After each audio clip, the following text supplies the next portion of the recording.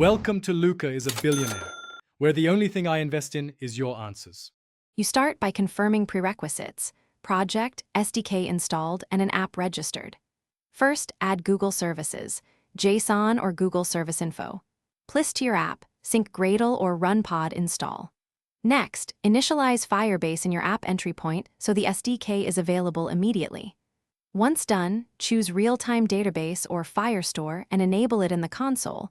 Make sure you set temporary dev rules so you can test writes. This gets your app connected and ready to perform reads and writes. Now implement the core operations. Instantiate the database client and get a reference or collection. You will use that for all calls.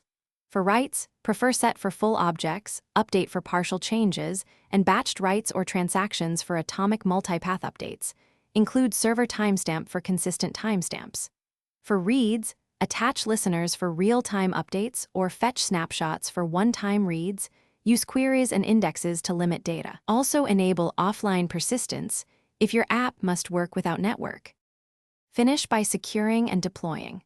Write production rules that enforce least privilege, validate fields, and tie rights to auth UID.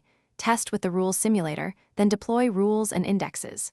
Configure billing and monitoring so you catch unexpected costs or slow queries. If things go wrong, start by checking your security rules and SDK versions. Confirm the database reference path and network connectivity.